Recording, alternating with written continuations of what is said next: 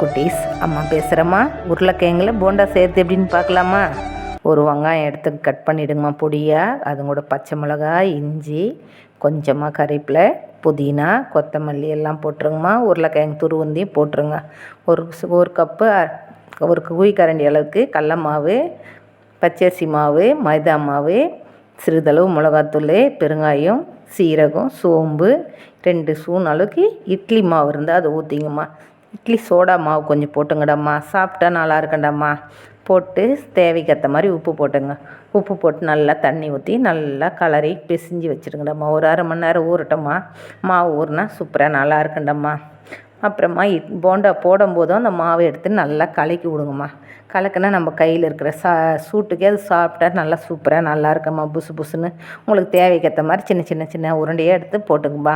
போட்டு கொடுத்து பாருங்கடா. உருளைக்கிழங்கு நம்ம போட்டதே நமக்கு யாருக்கு பசங்களுக்கே தெரியாதுடாம்மா. அவ்வளோ நல்லா இருக்கும்டா. டேஸ்ட்டு சூப்பராக நல்லாயிருக்கும். இதை செஞ்சு கொடுத்து பாருங்கள். குழந்தைங்களுக்கும் பிடிக்கும், பெரியவங்களுக்கும் பிடிக்கும். இது கூட கார சட்னி வச்சு சாப்பிட்டா இன்னும் சூப்பராக நல்லாயிருக்கும். ஸ்கூல் விட்டு வந்த உடனே இது செஞ்சு கொடுத்த உடனே பசங்களுக்கு அப்படியே ஒரு சந்தோஷமாக இருக்கும். தெரியாத அம்மா போண்டா செஞ்சு கொடுத்தாங்களேன்னு ஒரு சந்தோஷமாக விரும்பி சாப்பிடுவாங்கடாம்மா.